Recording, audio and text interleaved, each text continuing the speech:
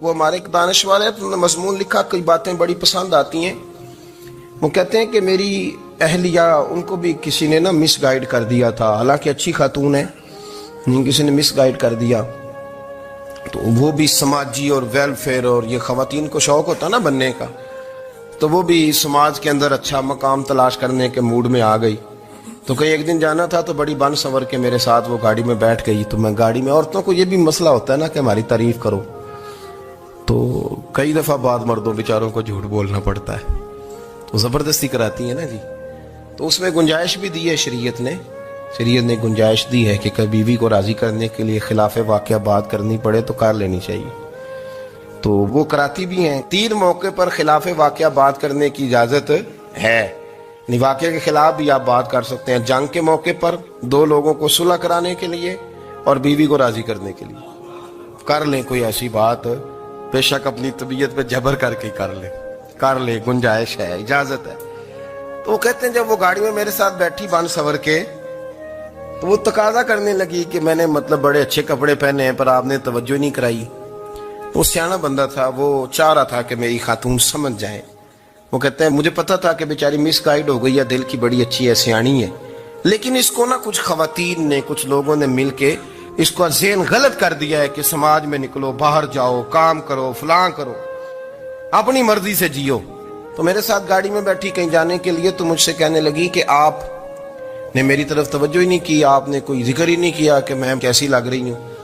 تو وہ کہتے ہیں میں نے اسے کہا کہ اگر تو ناراض نہ ہو تو پھر میں صحیح والی تعریف کر دوں۔ تو اس نے کہا کہ آپ کر دیں۔ تو کہتے ہیں میں نے درد سے اور خلوص سے اپنی بیوی سے کہا، خلوص کے ساتھ میں نے کہا میں تو روز گھر ہوتا ہوں، روز شام کو گھر ہوتا ہوں، اگر تو میرے لیے تیار ہوتی تو میں تیری تعریف کرتا، لیکن آج تو باہر جانے کے لیے تیار ہوئی ہے، تو پھر ان سے تعریف کی امید رکھ جن کے لیے تو نے تیاری کی ہے۔ میرے لیے تیاری کرتی تو میں تو ہر شام تیرے پاس ہوتا ہوں۔ کہتے وہ میرے لفظوں میں درد تھا تو وہ بھی رو پڑی، کہنے لگی آپ گاڑی روک دیں، مجھے باہر جا کے کسی کو راضی نہیں کرنا، میں نے اسے راضی کرنا ہے جس کو رب کریم نے میرا شوہر بنایا ہے اور میرے لیے منتخب کیا ہے میرے ماں باپ کو، میں واپس لوٹتی ہوں۔ یہ ایک پہلو ہے سلگتا ہوا، اس کو سمجھا جائے۔ عورت کو ویسے بھی قابو کرنا بڑا آسان ہوتا ہے۔ اعلیٰ حضرت بریلوی رحمۃ اللہ علیہ فرماتے ہیں بیٹیاں نازک شیشیاں ہوتی ہیں، ان کو تو ذرا سی چوٹ لگے تو ٹوٹ جاتی ہیں۔ دیکھیں کتنا بڑا جملہ کہا بریلی کے امام، نازک شیشیاں، ذرا کوئی آدمی گمراہ کرتا ہے، ذرا خراب کرتا ہے۔ اب دیکھیں نا، یہ جو بچیوں کو بچے مس گائیڈ کرتے ہیں، انہیں بڑے بڑے خواب دکھاتے ہیں، وہ بیچاری ماں باپ کو چھوڑ کے، بہن بھائی کو چھوڑ کے اس کے ساتھ شادی کرتی ہے، پھر جو اس کا بعد میں حشر ہوتا ہے، آپ ادلیاں نو سردار پہن تکے تے شرما والیاں نو جھوٹے ڈولیاں دے۔ پھر وہ بیچاری ماں باپ رکھتے نہیں، وہ ظلم کرتا ہے، تو کتنی بڑی تکلیف میں وہ بچی آ جاتی۔ نازک شیشی ہوتی ہے نا تو ٹوٹ جاتی۔ یہی حال اب جدید خواتین اور یہ جو کچھ اینکر پرسن ہیں، یہ اصل میں نا یہ آپ کو سیاست سکھاتے ہیں، لیکن یہ مادر پیدر آزاد لوگ ہیں، بالکل آزاد۔ یہ تو علماء شور نہ کریں، بات نہ کریں، گفتگو نہ کریں، مشائخ بات نہ کریں، اور یہ جو کچھ سنجیدہ اور دینی طبقہ ہے یہ کچھ شور نہ کرے، یہ تو روڈوں پہ ننگے ہو کے آ جائیں معاذ اللہ۔ خوفناک نظریہ رکھتے ہیں یہ لوگ۔ عورت کو کہتے ہیں تیرے حقوق ہم تجھے لے کے دیں گے، مثلاً وہ کون سا حق ہے جو تم نے لے کے دینا ہے؟ میرے نبی کریم صلی اللہ علیہ وسلم نے اس کو بیٹی بھی بنایا ہے، اس کو بہن بھی بنایا ہے، اس کو ماں بھی بنایا ہے، اسے بیوی کا عالی شان رتبہ بھی عطا فرمایا ہے۔ اور چونکہ بیٹی کا بھی حق بڑا بیان کیا جاتا ہے، بہن کا بھی، ماں کا بھی، اور بیوی کے معاملے میں لوگ سمجھتے ہیں کہ زیادہ بات نہیں کرنی چاہیے، شاید مسئلہ خراب ہو جائے۔ حالانکہ نبی پاک صلی اللہ تعالی علیہ وسلم نے بیوی کے بارے میں پتہ کیا فرمایا؟ فرمایا جب تم نکاح کر لیتے ہو تو اپنا ایمان محفوظ کر لیتے ہو۔ اب میں اس کی شرح نہیں کرتا، آپ خود کر لیجئے گا کہ وہ ایک ایسی شخصیت ہوتی ہے کہ جس کی موجودگی میں آپ کا ایمان محفوظ ہے۔ اب میں نہیں سمجھتا کہ اس سے بڑی بات کوئی اور ہو سکتی ہے، جس کی موجودگی میں آپ کا ایمان، اور بھئی یہ حدیث پاک عرض کر رہا ہوں، نکاح جب کوئی کر لے تو اس نے اپنا ایمان مکمل کر لیا. اس کا معنی یہ ہوا کہ آپ کا ایمان محفوظ ہے اس کی موجودگی میں. تو اس سے زیادہ بھی یعنی ایمان سب سے قیمتی چیز ہے نا, تو اس کے محفوظ ہونے کی وجہ حضور نے نکاح بیان کر دی. اب میرا خیال ہے بی بی اگر کوئی اس سے بڑا حقوق مانگے گی تو بیوقوفی کرے گی. اتنا بڑا درجہ نبی کریم نے اسے عطا کر دیا, اتنا بڑا مقام دے دیا کہ تو خامند کے ایمان کے محفوظ ہونے کا ذریعہ بن گئی ہے. عورت کو جو حقوق رسول کریم صلی اللہ تعالی علیہ وسلم نے عطا فرمائے, نبی پاک نے جو حقوق دیے. دیکھیں نا, حضرت عبداللہ ابن عمر رضی اللہ تعالیٰ عنہ کی اہلیہ بیمار تھی, تو جلدی جلدی سے وہ آئے. تو جب بہت جلدی ہو, سفر بڑا شدید تھا, تو آپ نے جلدی سے نماز ادا کی, جلدی سے چلے. آپ کے خادم کہنے لگے حضور خیریت ہے؟ فرمایا میری بیوی بیمار ہے. تو اس نے عرض کی حضور آپ کی اہلیہ بیمار ہے, تو آپ نے نماز بھی جلدی سے پڑھی, سفر بھی جلدی جلدی کیا. تو فرمانے لگے یہ وہ چیزیں ہیں جو ہمیں مدینے والے رسول نے سکھائی. آپ اس کیفیات کو سمجھیں کہ حضور صلی اللہ علیہ وسلم نے درس دیا. اور پھر ایک اور بہت بڑی بات, یہ فضیلت کسی اور کو نہیں دی. جو عورت کو حضور نے فضیلت دی, یہ فضیلت کسی اور کو نہیں دی. کبھی حضور نے فرمایا کہ تمہارا ابا تمہارے ساتھ بہت سخت رویہ کرے تو تم نے اس کو اس سختی پر داد دینی ہے. فرمایا چلو اگر وہ زیادتی بھی کرے تو تم نے اس کے ساتھ سلوک اچھا ہی کرنا ہے. لیکن آپ ایک بات کو سمجھے نا کہ بچے کے بارے میں, بیٹے کے بارے میں, بیٹی کے بارے میں فرمایا 10 سال کے ہو کے نماز نہ پڑھے تو سختی کرو, تمہارا ڈنڈا بھی لٹکنا چاہیے. بہت ساری جگہوں پہ بہت سارے لوگوں کے لیے سختی کا حکم دیا, لیکن عورت کے لیے حضور نے جو جملے کہے, اصل میں ہم سمجھتے ہیں کہ یہ ایک بات ہے, مشہور ہو گئی ہے روایت حدیث, تو بس اس کے پس منظر پر اور جملوں کے حسن پر شاید معاذ اللہ غور کرنے کی ضرورت نہیں. ذرا اس لفظ کی تاثیر پر غور کریں. حضور نے فرمایا عورت ٹیڑھی پسلی سے پیدا کی گئی ہے, یہ ٹیڑھی ہے, کو سیدھا کرنے کی کوشش کرو گے تو ٹوٹ جائے گی. تو حضور پھر ہمارے لیے حکم کیا ہے؟ فرمایا جیسی ہے تم اسی کے ساتھ نبھا کرو. آپ سمجھیں کہ اتنا محفوظ حضور نے درجہ دے دیا بی بی کو, اتنا محفوظ کہ فرمایا غلطی بھی ہو تو میرے غلاموں تم اس کے ساتھ نبھا کرو, گزارا کر لو. کو کیا اور حق چاہیے عورت کو, جس کو اس کی غلطیوں سمیت نبی پاک نے قبول کرنے کا حکم دے دی کہ اس کی کمزوریوں سمیت قبول کر لو. اب اس کو اور کیا کوئی کمزوریوں سمیت قبول کرتا ہے؟ کبھی آپ دکان پہ بیٹھے ہو تو آپ کہیں بھی اس میں یہ بھی غلطی, میرے مال میں یہ بھی کمزوری ہے, یہ بھی کمزوری ہے, یہ بھی کمزوری ہے, تو کر لے قبول. کرتا ہے کوئی؟ کوئی شخص ایسا ہو جو کسی چیز کی کمزوریاں بیان کر کے کہ اسے قبول کرو؟ پر رسول کریم صلی اللہ تعالی علیہ وسلم نے نا ہمیں سبق دیا, حضور نے ہمیں درس دیا, نبی پاک نے ہمیں پیغام دیا. فرمایا یہ ٹیڑھی ہے, سیدھی کرنے کی کوشش کرو گے تو بیچاری ٹوٹ جائے گی, تو اس کے ساتھ نبھا کر جاؤ. آپ میری بات کو سمجھیے گا. چلیں میں اس پر ایک اور بخاری مسلم کی حدیث پڑھتا ہوں. حضرت سلمان فارسی رضی اللہ تعالیٰ عنہ اور حضرت ابو دردہ کے درمیان بھائی چارہ تھا. مکے سے مدینے جب لوگ آئے تو حضور نے بھائی بھائی بنایا تھا. ان کے درمیان بھائی چارہ تھا, تو ابھی پردے کی آیات نازل نہیں ہوئی تھی, تو لوگ ایک دوسرے کی طرف جاتے تھے.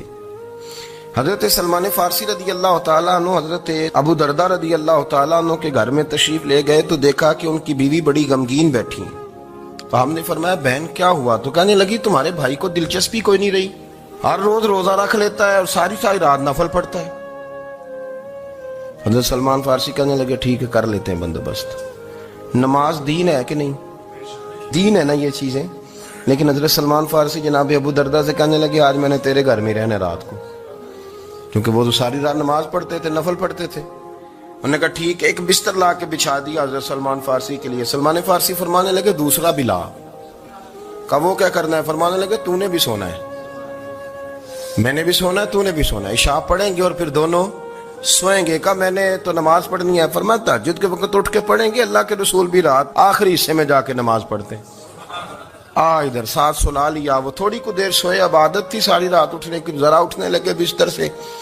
تو حضرت سلمان فارسی فرمایا چپ کر کے سو جا, وہ بڑی رات پڑی ہوئی, چپ کر کے سو جا. وہ لیٹ گئے, پھر اٹھنے لگے. تو فرمایا سو جا چپ کر کے, بڑا ٹائم ہے. سحری کے وقت اٹھے, نفل پڑھے. ان کا ارادہ تھا روزہ رکھنے کا, تو فرمانے لگے کل رکھا تھا نا. नफली रोजा जी रखा था, परसों भी रखा था, तरसों भी रखा था, फरमाया आज नहीं रखना, आज मैं तेरा मेहमान हूं, सारा दिन इकट्ठे मिल के रोटियां खाएंगे, आज नहीं रोजा रखना, सिला दिया। अब हजरत अबू दरदा रदी अल्लाह ताला अन्हु कह तो कुछ ना सके, पर कहने लगे सलमान तुम पता है तुम क्या कर रहे हो, ना तुमने मुझे रात उठ के ज्यादा नफल पढ़ने दिए, सवेरे रोजा नहीं रखने दिया। तो हजरत सलमान फारसी कहने लगे कोई लंबी बात तो नहीं ना, चलते हैं ना अभी फजर में मस्जिद नबी में, तो नबी पाक को बताते हैं सरकार दो आलम अलैहिस्सलाम की खिदमत में तो अपनी बात करना, मैं अपनी करूंगा, हुजूर नतीजे का ऐलान फरमा देंगे, बात तय हो जाएगी। हाजिर खिदमत हुए, अर्ज की या रसूल अल्लाह सल्लल्लाहु ताला अलैहि वसल्लम ये सारी रात नफल पढ़ते हैं, हर रोज रोजा रखते हैं, इनकी अहलिया गमगीन बैठी हैं, हुक्म फरमाए। तो नबी पाक सल्लल्लाहु अलैहि वसल्लम ने फरमाया फिर हुआ क्या? या रसूल अल्लाह मैंने रात सुलाया है, सहरी में उठाया है, सवेरे रोजा नहीं रखने दिया। नबी पाक ने फरमाया सलमान फारसी ने ठीक किया, सलमान फारसी ने ठीक किया। फिर हुजूर ने फरमाया, नबी करीम ने फरमाया अबू दरदा तेरे ऊपर अगर अल्लाह का हक है, उसके रसूल का हक है, दीन का हक है, तो फरमाया तेरी आंख का भी तेरे ऊपर हक है, तेरे वजूद का भी तेरे ऊपर हक है। ये हुजूर ने फरमाया तेरे बच्चों का भी तेरे ऊपर हक है, तेरी बीवी का भी तेरे ऊपर हक। इस हक को भी समझे, हुकूकुल्लाह भी हैं, पर तेरी आंख का भी तेरे ऊपर, क्या माना कि तेरी आंख सोना चाहती है तो इसे सुला भी, तेरे वजूद का भी तेरे ऊपर हक, तो तेरा वजूद आराम करना चाहता है तो इसे आराम भी करा। और फिर वहां नबी पाक सल्लल्लाहु अलैहि वसल्लम ने फरमाया मैं तुम सब, सुनना ये लफ्ज हदीस के, हुजूर ने उसी मौके पर फरमाया मैं तुम सबसे ज्यादा अपने रब को जानता हूं और मैं तुम सबसे बढ़कर अपने रब से डरता हूं। हुजूर फरमाने लगे मैं रोजा भी रखता हूं, इफ्तार भी करता हूं, यानी कभी रखता हूं और कभी नहीं रखता। फरमाया मैं नफल भी पढ़ता हूं और अपनी बीवियों को वक्त भी देता हूं। सरकार मस्जिद में भी आते थे, नवासों के साथ खेला भी करते, उनके साथ प्यार भी करते। तो इतने बड़े हुकूक हुजूर ने बयान फरमाए औरतों के कि तुम्हारी बीवी का भी तुम्हारे ऊपर। लो एक हदीस बुखारी की और यहां बयान कर देता हूं। एक शख्स ने आके अर्ज की या रसूल अल्लाह सल्लल्लाहु ताला अलैहि वसल्लम जिहाद के लिए तैयारी हो गई है, सफ़ें बन रही हैं, मुजाहिदीन की तैयारी है, तो मेरा भी नाम लिख दिया गया है मुजाहिदों की लिस्ट में, लेकिन या रसूल अल्लाह सल्लल्लाहु ताला अलैहि वसल्लम मेरी बीवी ने हज की तैयारी कर ली है और मेरे दोस्तों ने, सहाबा ने मेरा नाम मुजाहिदीन की लिस्ट में लिख दिया, तो मेरे लिए क्या हुक्म है? ये बुखारी मुस्लिम है। तो नबी पाक सल्लल्लाहु ताला अलैहि वसल्लम ने फरमाया जिहाद पे कोई और चला जाएगा तो बीवी के साथ हज करने जा, उसे महरम की जरूरत है, वो तेरे बगैर कैसे जाएगी? मुजाहिदीन को तो और मुजाहिद मिल जाएगा, पर तू तो अपनी बीवी के साथ जाना।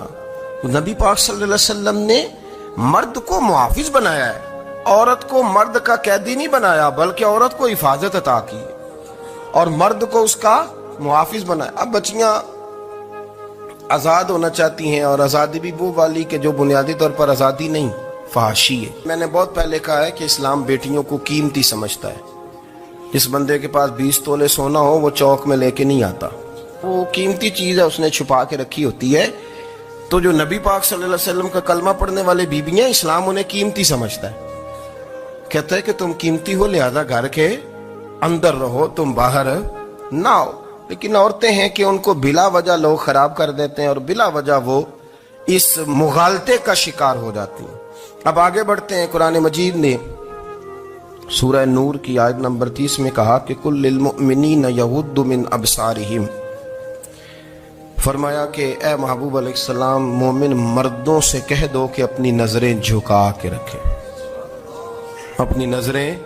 और अगली आयत में फरमाया वकुल लिल मुमिनाती यगदुदन मिन अबसारिहिन्न, फरमाया कि ए महबूब मोमिन औरतों से भी कह दो कि अपनी नजरें झुका।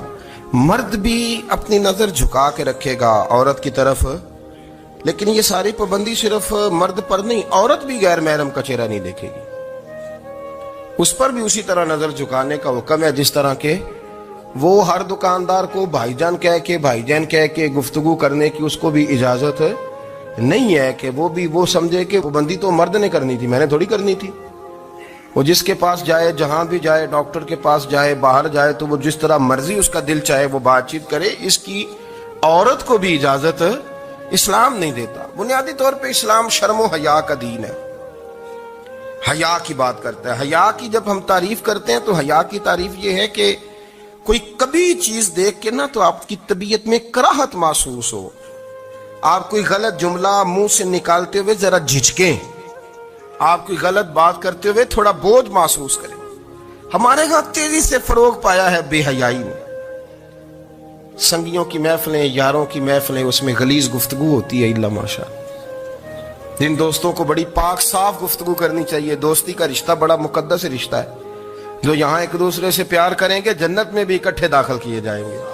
شرط یہ ہے کہ پیار اللہ رسول کی رضا کے لیے ہو، لیکن اس کے اندر اگر آپ کی گفتگو کچی ہو، کمزور ہو، فحاشی والی ہو، عریانی والی ہو، وہ ہمارے ہاں تو اب اس کو لوگ فیشن سمجھتے ہیں، اس کو مردانگی کی علامت سمجھتے ہیں کہ وہ جی ساری باتیں جی وہاں ہو گئی، اور جس کا جو جی چاہا اس نے کہا۔ آپ جب حیا کے دائرے میں ہوتے ہیں تو آپ خود بھی سکون محسوس کرتے ہیں۔ دیکھیں نا، آپ کو نیند سکون سے کہاں آتی ہے؟ جہاں کمرہ بند ہو، چاروں جانب دیوار ہے، اوپر چھت ہے، خالی دروازہ بھی کھلا ہوا ہونا تو جب بندہ سکون لینا چاہتا ہے تو کہتا ہے یار ذرا دروازہ ذرا بند کر دو۔ وہ اچھی طرح اپنے آپ کو چھپا لیتا ہے نا حیا کے پردے میں، تو اللہ اسے سکون عطا کرتا ہے۔ اور جو اس سے بھی زیادہ ٹھنڈی نیند میں جانا چاہتا ہے وہ کہتا ہے لائٹ بھی بند کر دو۔ اب وہ مکمل طور پہ سمجھتا ہے کہ میں چاروں جانب سے چھپ گیا ہوں، اگر میں کھل کے بھی سو جاؤں گا تو میرا چونکہ پردہ قائم ہے تو مجھے کوئی دشواری نہیں ہوگی۔ آپ جب چھپ جاتے ہیں، جب آپ حیا کے اندر سمٹ جاتے ہیں، جب آپ چادر کے اندر آ جاتے ہیں تو آپ بہت ساری جگہوں پہ آسانی محسوس کرتے ہیں۔ تو حیا تو آپ کو سکون دیتی ہے، حیا تو دل کو راحت دیتی ہے۔ میں بڑی ذمہ داری سے بات عرض کرتا ہوں، قرآن مجید نے نا ایک مقام پہ مذاق کو، ایک مزاح ہوتا ہے خوش طبی، وہ نہیں مذاق اڑانا، قرآن پاک نے نا مذاق کو ایک جگہ پہ جاہلوں کا طریقہ بھی قرار دیا ہے۔ بنی اسرائیل کے لوگوں سے حضرت موسیٰ نے کہا کہ گائے ذبح کرو اور ایک ٹکڑا مقتول کو مارو، زندہ ہو کے خود بتا دے گا مجھے کس بندے نے قتل کیا۔ تو کہنے لگے آپ ہمارے ساتھ مذاق کر رہے ہیں۔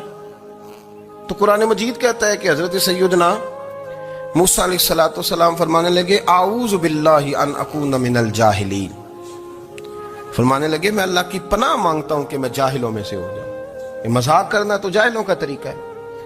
اگر آپ کی زبان سے بے حیائی کا جملہ نکل گیا، اگر آپ کی زبان سے بے حیائی کا جملہ نکل گیا، آپ نے کہہ دیا کہ ہم آزاد لوگ ہیں، جو مرضی کریں گے، جو مرضی کہیں گے، جو ہمارا دل میں آئے گا کریں گے، تو پھر تو لوگ آپ کا وہ حشر کریں گے کہ آپ سے برداشت ہی نہیں ہوگا۔ جس کا لوگ مذاق بنا لیتے ہیں اور جو مذاق بن جاتا ہے پھر اسے کوئی جینے دیتا ہے۔ آپ حیا کی چادر میں چھپیں گے تو بچیں گے۔ اگر آپ نے اپنا مذاق بنوا لیا یہ کہہ کے کہ میں نے مرضی کرنی ہے، پھر یاد رکھنا چھپنے کو جگہ نہیں ملے گی، پھر تکلیف میں آ جائیں گے، پھر بہت بڑی اذیت کا شکار ہو جائیں۔ شرم و حیا، عرب کے اندر جو کنواری لڑکیاں تھیں ان میں بڑی حیا ہوتی تھی۔ الحمدللہ میں بڑے فخر سے کہتا ہوں کہ میرے پنجاب کی، میرے پاکستان کی بیٹیاں بھی 20 دفعہ ان کا ابا کہے تیری شادی کرنی ہے تو وہ آنکھ نہیں اٹھا پاتی آج بھی۔ یہ تو وہ چند لوگ ہیں جو کہتے ہیں ہم ہائی کلاس ہو گئے، ہمیں نہیں پتا کہ وہ روشن خیال ہو گئے ہیں کہ روغن خیال ہو گئے، پتہ نہیں کدھر چلے گئے۔ ورنہ ہماری بیٹیاں آج بھی جب ان سے ان کا باپ، ان کی ماں بات کرتی ہے تیری شادی کی، تو وہ تو شرم کے ساتھ پچھلے سے پچھلے کمرے میں چھپتی ہیں۔ یہ اللہ نے فضل کیا ہوا ہے اس ملت پر۔ تو عرب کی لڑکی بڑی حیا والی ہوتی تھی، اس سے کوئی بات کرنی پڑتی تھی تو 20 دفعہ بات کی جاتی، پھر بھی وہ عورت چھپتی پھرتی تھی۔ حضرت عائشہ صدیقہ رضی اللہ تعالیٰ عنہ فرمانے لگیں میرے نبی پاک صلی اللہ علیہ وسلم عرب کی کنواری لڑکیوں سے بھی زیادہ حیا کرنے والے۔ قاضی اعجاز مالکی نے، شیخ عبدالحق محدث دہلوی نے، دیگر بزرگ جو سیرت نگار گزرے انہوں نے لکھا ہے کہ نبی پاک صلی اللہ علیہ وسلم کے اندر 100 مردوں سے زیادہ طاقت تھی، 100 مردوں سے زیادہ طاقت۔ اب جو بات کہنے لگا ہوں، جو نتیجہ دینے لگا ہوں، اس پر خاص توجہ آپ فرمائیں گے۔ ذرا فکری طور پر، نظریاتی طور پر ایک چیز کو سمجھیے۔ ہم سمجھتے ہیں کہ جوان لڑکا ہے جی جو مرضی کرے، عمر ہے جی۔ آپ ذرا بات پر غور کیجئے گا کہ حضور صلی اللہ علیہ وسلم میں طاقت 100 مردوں سے زیادہ ہے، اور حیا کواری لڑکیوں سے بھی زیادہ ہے. ذرا اس بات کا تقابلی جائزہ کیجئے گا کہ طاقت 100 مرد سے زیادہ ہے لیکن حیا کواری لڑکی سے بھی زیادہ ہے. اس کا معنی یہ ہوا کہ جس ٹہنی کو پھل زیادہ لگ جاتے ہیں وہ جھکا کرتی. تو حیا تو حسن ہے. حیا تو آپ کو پاک صاف کرے گا. حیا تو آپ کو نرالا کرے گا, انوکھا کرے گا. رسول کریم صلی اللہ علیہ وسلم عرب کی کواری لڑکیوں سے زیادہ حیا والے تھے. کواری لڑکیوں سے زیادہ حضور حیا فرمایا کرتے تھے.